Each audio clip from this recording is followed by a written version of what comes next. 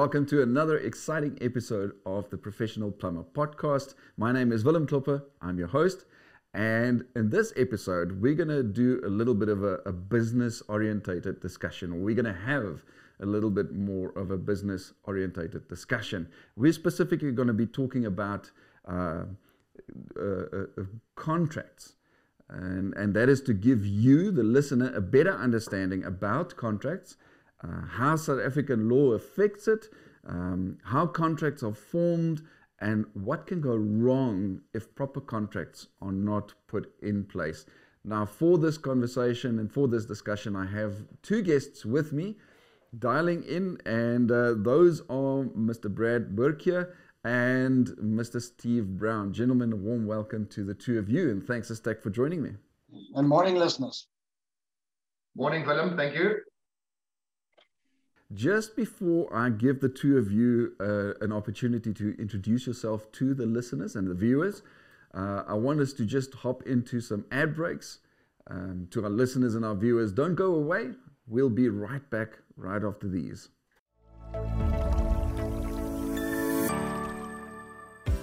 TMP Magazine brings you industry-related, informative and interesting articles and podcasts. Listen to, learn from and enjoy our conversations. TMP Magazine Podcasts. Staying informed and being empowered has never been this convenient. Find us on App Plumber.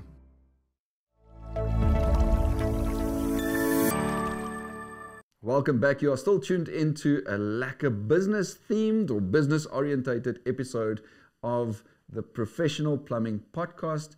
Just before we went into an ad break, I did tell you that today we're going to discuss specifically contracts and the importance of having contracts in place for your business, how contracts work and what aspects to consider when it comes to setting up contracts. And I did also mention that I have two guests for this episode, Brad Boertje and Steve Brown. And I want to ask the two of them just to quickly introduce themselves to you, the listener and the viewer out there. Brad, if we can start with you, please. Okay, thank you, Willem. So I own and run a consultancy called Boertje, and we are a firm of adjudicators and arbitrators and dispute resolution specialists, and we service the needs of subcontractors and contractors in the built environment. Okay. So I am qualified as a commercial adjudicator and arbitrator, and those of you that use the more common contracts like the JVCC, etc., will know that all disputes that arise out of those contracts, they need to get referred in the first instance to adjudication or arbitration. Okay, so that's what we do. A lot of the business is allocated to keeping contractors out of dispute. Okay. So notwithstanding that I'm here to resolve disputes, my advice to everyone is you need to keep yourself out of dispute if at all possible.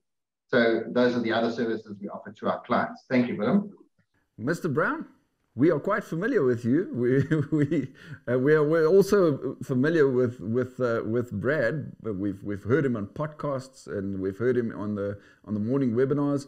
And so we're familiar with you from your perspective of IOPSA, but just a quick introduction by yourself, please. All right, so again, I'm Steve Brown. I'm the current operations manager of the Institute of Plumbing South Africa. I'm a plumber. I'm involved in terms of PILB with regards to the board, and just my whole life is all about plumbing and assisting and guiding the plumbing fraternity. So, Steve, I'd like to kick this conversation off with two questions.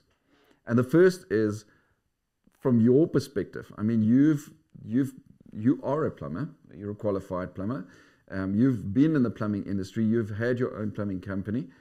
Why is it important for plumbing companies to have proper contracts in place?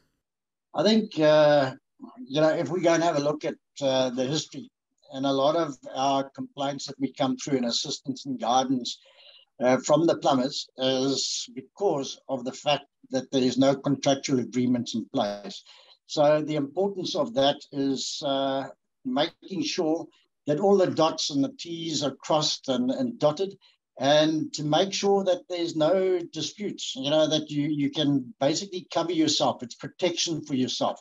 And having an appropriate contract in place allows you to contract out of the common law. So if you've got the correct contract in place, it ties it up. It brings a host of benefits, not at least all that you don't need to go to court. I mean, it's just exactly what Brad is saying here now, is if that contract's in place, there is a dispute resolution, an alternative dispute resolution in terms of the contract. So if we look at our legal system now, to try and get somebody into court could take years. But if you've covered in your contract and the specifics are there and it's detailed and done professionally, then the protection for you in terms of all aspects of plumbing, from how you're going to get paid, what that duration is, the penalties that if they're involved, all of those things are covered in an appropriate contract. Variation orders are covered, and I'm sure Brad will go into many of these. But I think for me, many of the complaints that I've been involved in or trying to assist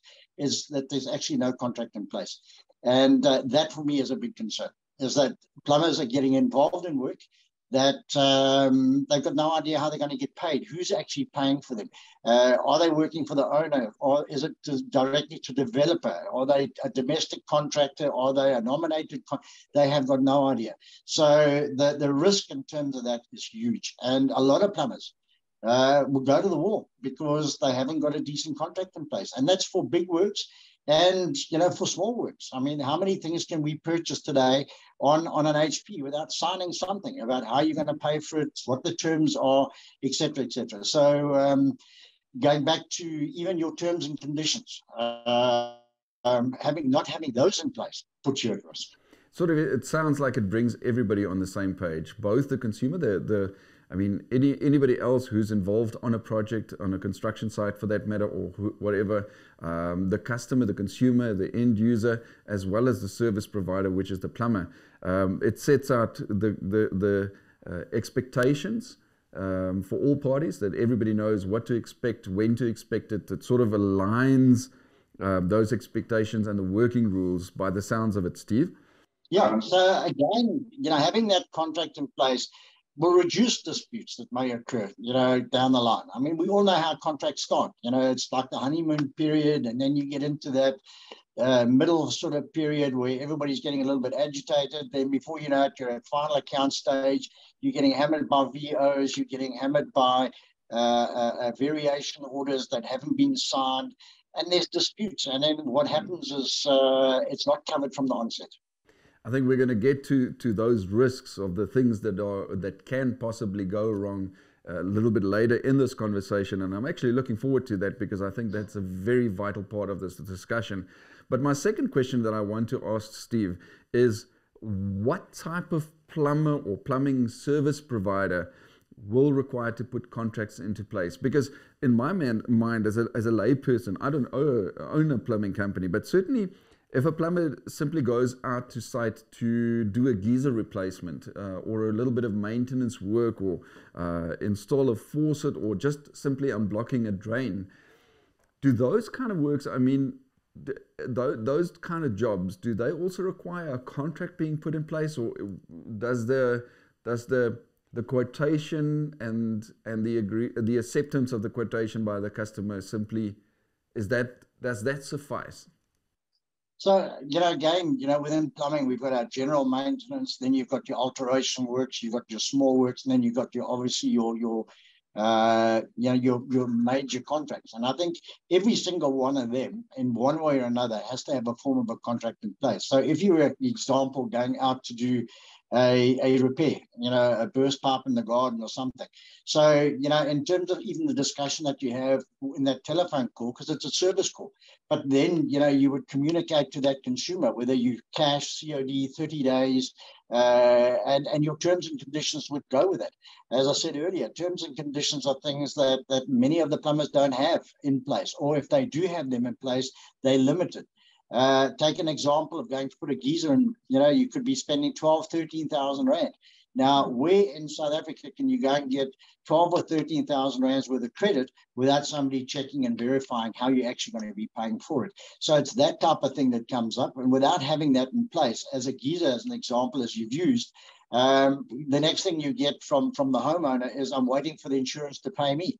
Now, that was not in your agreement that you're now going to wait for the insurance to pay you. So it's about making sure, yes, we're great plumbers, but it's getting that business acumen together and making sure that you're covered. IOPSA do have small works contracts that cover both the consumer and the plumber. They are freely available to be able to download.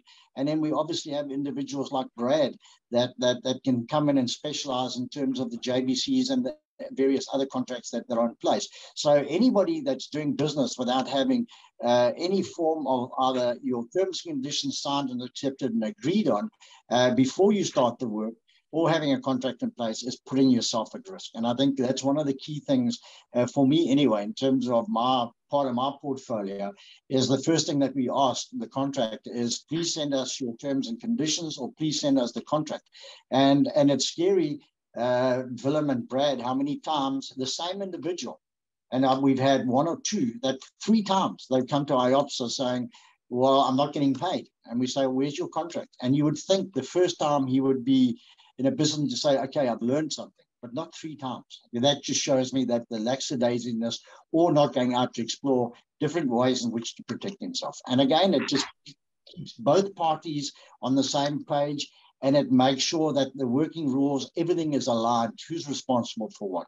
So it is something that is critical for each company to have terms and conditions or a small works contract in place, but have something, don't have nothing. I keep hearing 2 words that stand out for me in everything that you're saying. One of them is risk, and the other is protection.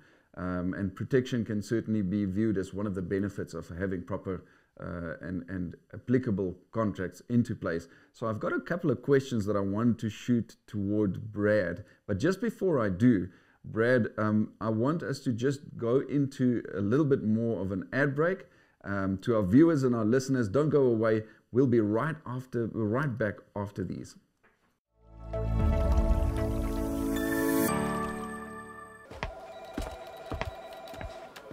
Good day. How can I help you? Hi. I'm here to log in my COCs, but I seem to be having an issue with my computer. No problem. But did you know that you can log your COCs using an app on your cell phone? Oh, what app is that? It's called the App Plumber. Do you have a smartphone with you? Yes, I do. Oh well, let me show you how it works. Not only can you access your PIRB profile on the App Plumber, but you can also earn CPD points while exploring the plumbing industry in the palm of your hand. Download the app from Google Play Store and join thousands of other happy users.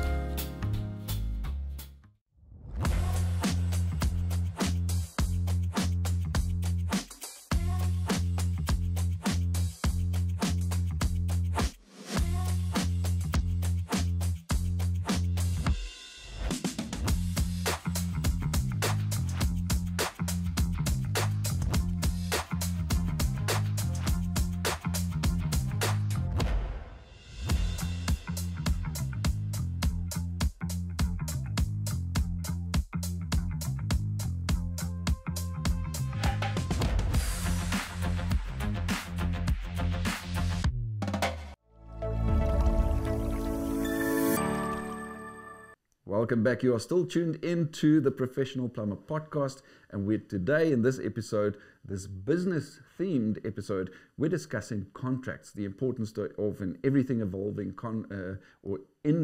contracts. And just before we went into the ad break, we listened to a couple of benefits that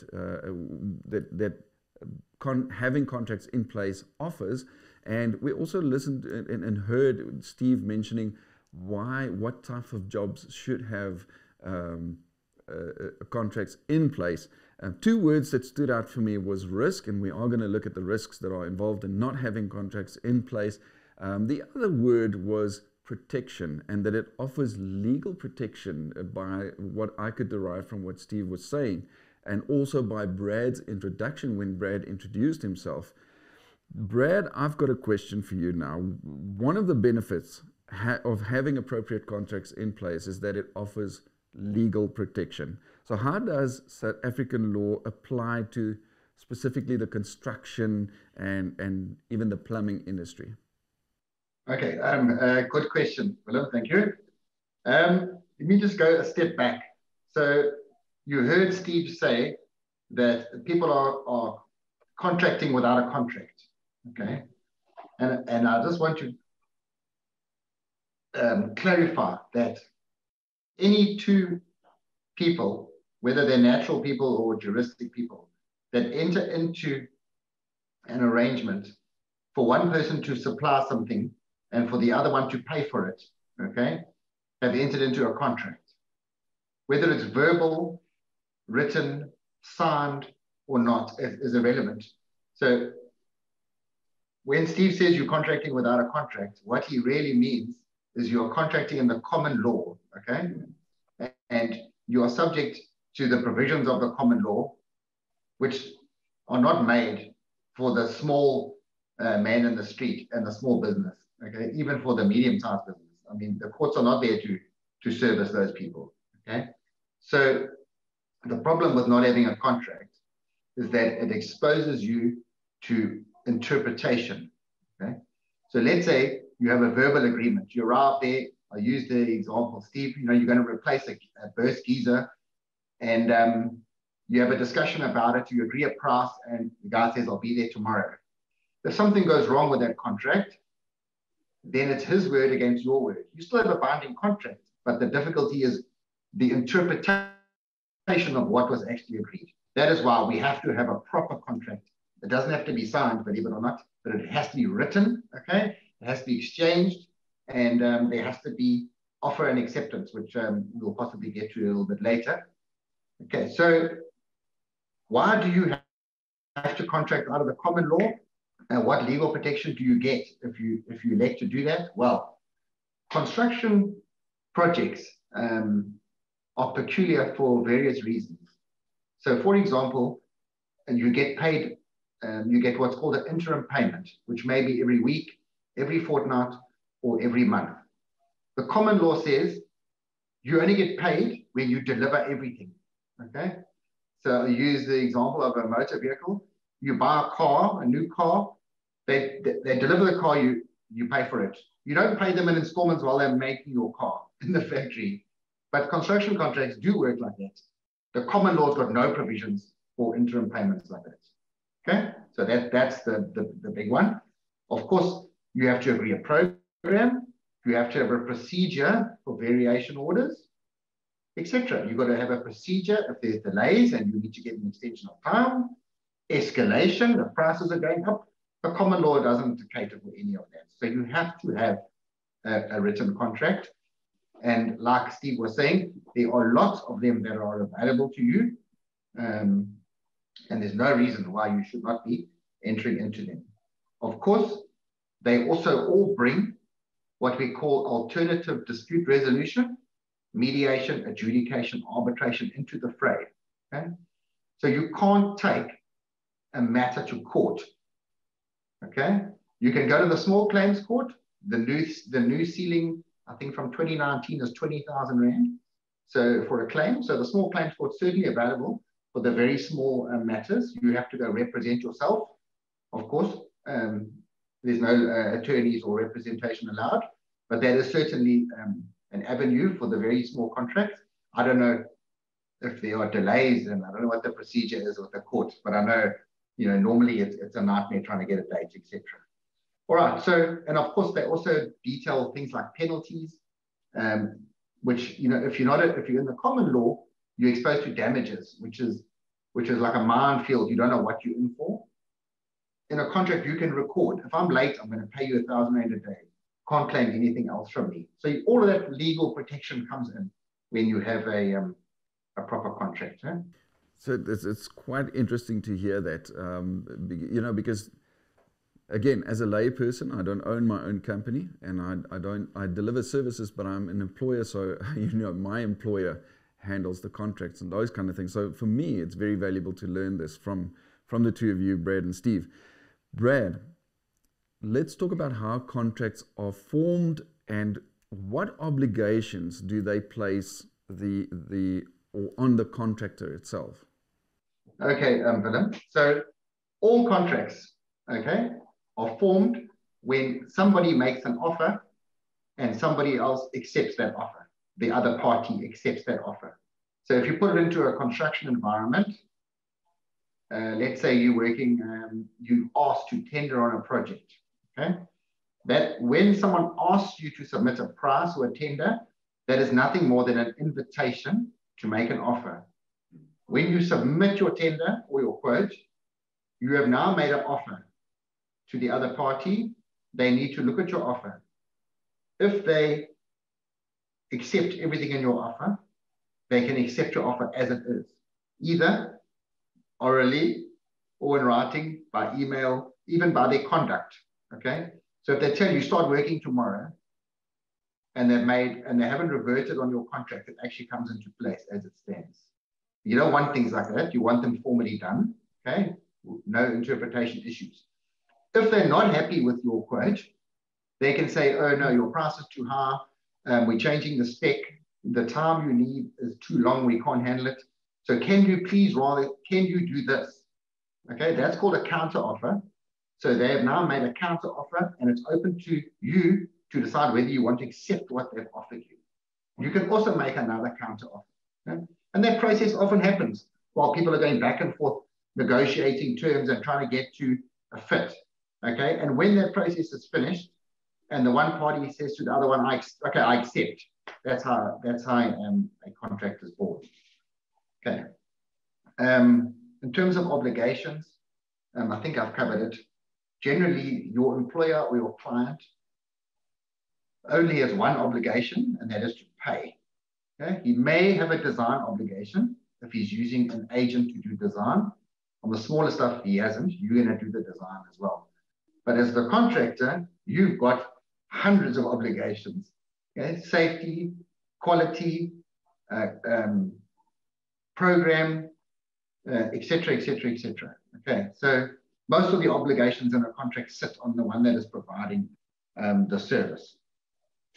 Of course, when you have a written contract, you can define all of those obligations. You say, I am going to do this, and I'm not going to do that.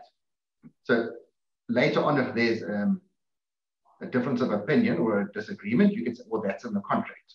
So now, for example, I didn't have to provide security, okay, because it was your obligation. And that's actually quite a common one I found, is that I say, well, I didn't price for guarding or security, and those are big numbers, and I'll end up having a fight about who's paying for it.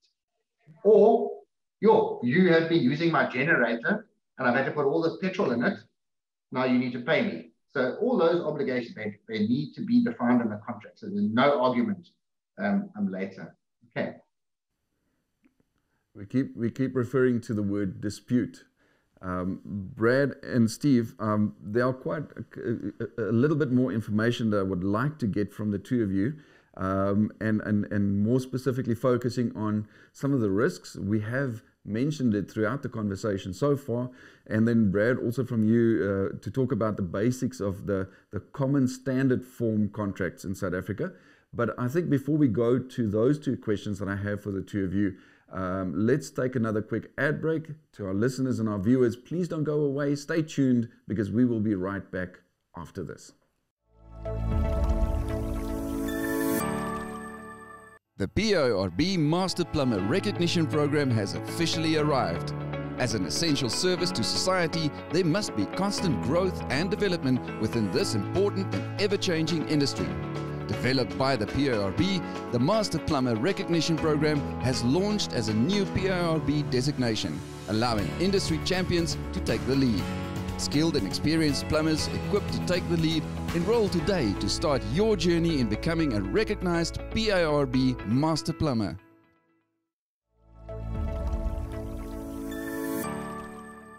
Welcome back. You are still tuned into another business-themed episode of the Professional Plumber Podcast. For this discussion, I have with me Brad Boertje and Steve Brown. And before we went into the ad break, we were discussing things like, how does the laws in South Africa apply to contracting, what obligations it has on the party signing the agreement or the contract. We were looking at who who needs to have contracts in place for what type of jobs and for what reasons. And again, now I want to go back to for the reasons why it isn't so important to have contracts and proper contracts in place. Because one of the words that stood out for me in the previous things that we've been discussing in this conversation was risk. Because there are risks associated with not having proper contracts in place.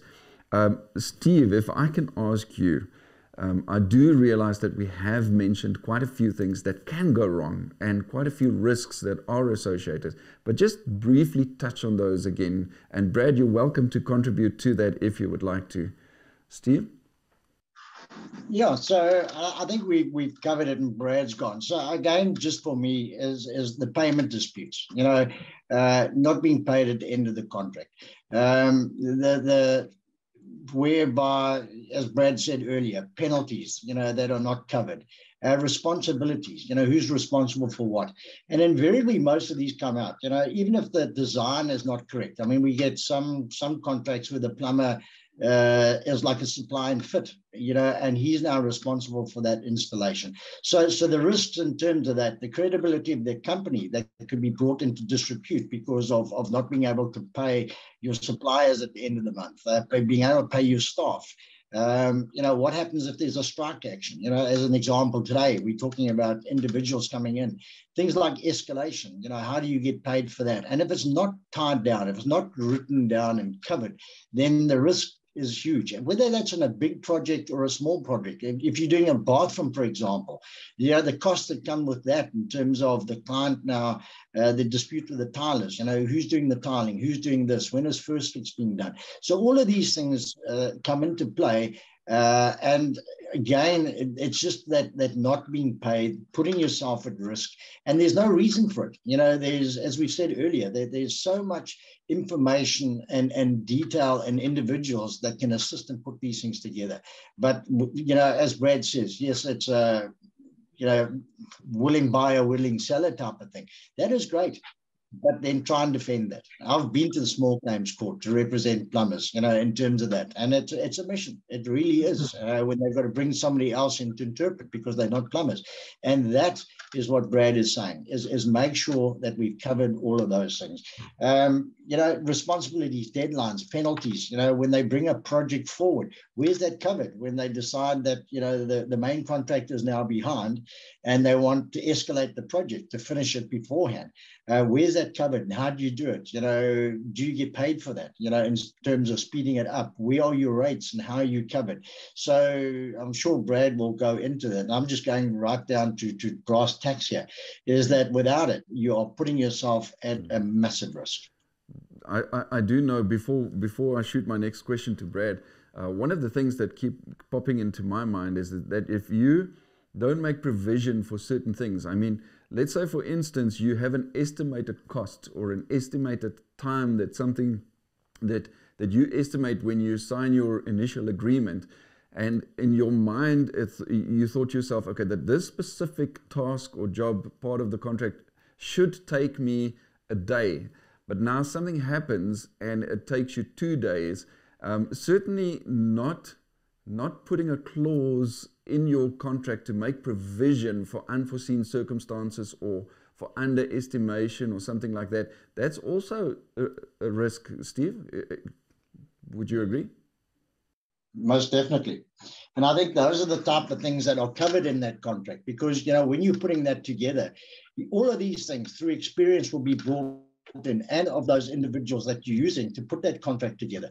So that experience counts, going in. I mean, we're not expecting the plumbers to be in a position where Brad is, but the opportunity to be able to engage with individuals like Brad right at the get-go. And it's like we always say in the construction industry, if the foundation is not there, then that building is at risk. And the same thing applies to us in terms of when we're pricing a job, as Brad was saying, you submitting an invitation, then you've got that negotiation. If you don't get that groundworks right off the get-go, then that project is at risk. And I've been in many of those where, sometimes we we take it on the voice of yes, and we don't go and check and verify the contract or who we're actually working for, and we put ourselves at risk. And I think that every plumber's done it. I've done it in my years of contracting, but sometimes it's in desperation, like Brad says, can you start tomorrow? And you go, yes, because you need the work, but you start, but you haven't tied up all the loose ends. And then it becomes a promise, yes, we'll get it to you next week, we'll get it. And by then it's just sometimes too late. It just starts off on the wrong way.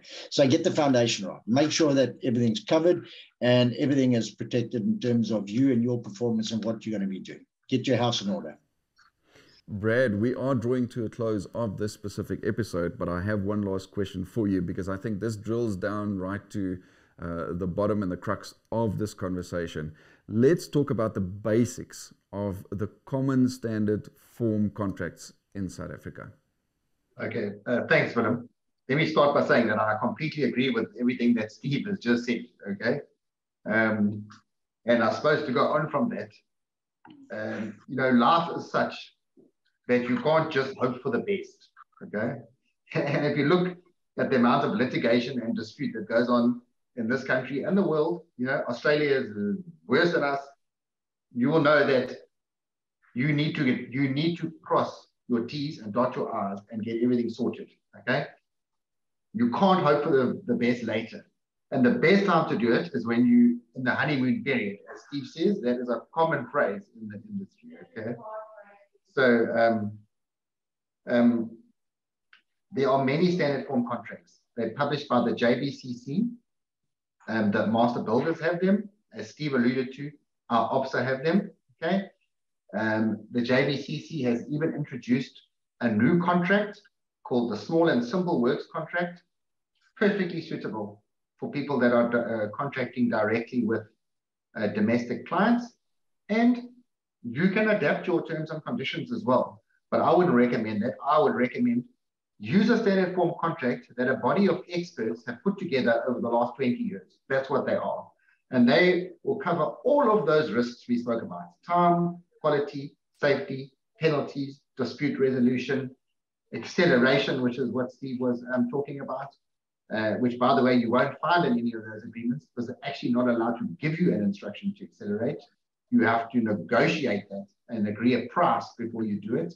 Unless, of course, you're beyond, then you need to do it on your own. That they can't force you to accelerate. A lot of people don't understand that. And a lot of people get abused by that because they think they do have to accept an instruction to accelerate, So I just want to conclude by saying you can use any of those agreements. You have to set them up properly, okay? They've got sections at the back where you fill in the program, the price, the penalty, the insurances, your guarantee. Are you providing retention? Your payment terms. Is there an advance payment? How long can they hold your retention? How do you get an adjudicator appointed? You just deal with it right at the beginning, get it all sorted, and then you can't just chuck it in the drawer and hope for the best, okay? You also have to manage your project depending how big it is, because there are obligations in those contracts that you have to do, okay? So if you're delayed, you have to submit a notice. You can't just expect to be given an extension of time. So you also have to administer the contract. The smaller contracts are not hard to administer. My advice is, like every other aspect of your business, you need to manage the commercial side the same as the quality and the safety and making sure you make a profit, and all of that is equally important or more important than all of those put together. Because if you don't get that right, you ain't going to make a profit, and you might find yourself in dispute all the time. Again, we hear the word dispute, and certainly one of the greatest advantages, let's call it advantages, of having a proper contract in place is the fact that it sets out everything clearly to everyone, bringing everyone involved in the contract and the agreement onto the same page when it comes to expectations, the work rules, obligations, all of those kind of things. And at the end of the day, when there is a dispute, everybody can just refer back to the contract because everything is clearly stipulated in there. And what stands out for me again from this conversation is the fact that at the end of the day, it can save both parties or all involved parties hundreds of thousands of rands, not having to go to litigation, because having a proper contract in place, certainly, Brad, you can confirm, can be solved. This kind of disputes can be resolved through an arbitrator or a mediator, such as what Boertje is part of your services. Am I correct? Yes, no, that is correct. And it's not available to you in the common law. So unless you agree to it, you're exposed to the courts. That's it. Now, one final statement, Willem. So there's another big difference.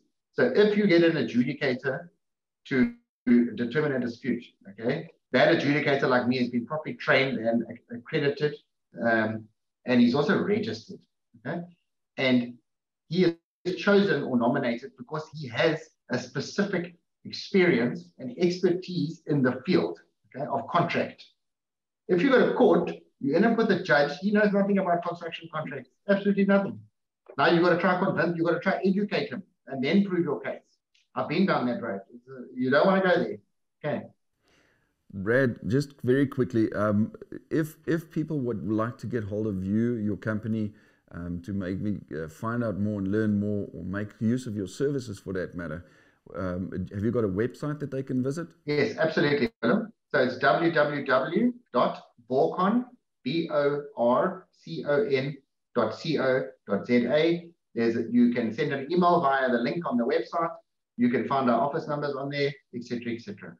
Thank you. Stephen, I do know that that IOPSA also offers some guidance and information and advice to registered members. Am I correct? Yeah, I think, we've got a really good team, in terms around the country that do assist the plumbers. And again, it goes back to the facts that are on the table. And I think that's the key thing for us, as Brad says. The first thing that we have when there's a dispute, ask the documentation. Once we've got it, then we can, plow our way through it. But yes, certainly from an IOPSA perspective, and to those consumers out there that have maybe used a contractor and they've got into a bit of a dispute, then we can also assist in terms of that. Obviously, if it goes bigger, we get involved with individuals like Brad. But yeah, I mean, there's no reason for anybody out there to put themselves at risk when you have individuals like Brad and others around that are there to protect you. Gentlemen, I would like to thank the two of you again for your time and your effort, for having joined me in this conversation, and obviously for the valuable information that you've shared with myself and to our listeners and our viewers out there. So thanks again for that. Thank you. Thank you. And then to our listeners and our viewers, don't go away just yet. Please do stay tuned, because we have some interesting industry-related news, or not news, but announcements to give you right after this. You may already know that when you listen to the PIRB's podcasts and answer the quiz thereon, you can earn CPD points. The PIRB is excited to announce that the same principle now applies to the Plumbing 101 show. Watch an episode, successfully complete the quiz, and earn some CPD points. Be on the lookout for the next episode and expand your knowledge. IOPSA has some upcoming training and events that may benefit you. In the Royal Zulu Kingdom, plumbers can look forward to KZN installers training and a plumbers evening that will both take place on the 8th of September 2022. In the Eastern Cape, plumbers can look forward to a plumbers evening that will also be hosted on the 8th of September 2022. Visit IOPSA's webpage at www.iopsa.org/regional-events for more upcoming events. And finally, it's time to announce the winner of the latest round of the PIRB's article writing competition. The winner is Francois de Toy, PIRB registration number 3385/05. Francois' article, named Company Branding, will be published on the TMP magazine on App Plumber, earning Francois a good 4 CPD points while winning him an awesome prize. Be sure to enter the next round of this awesome competition, of which the topic to write about is franchising.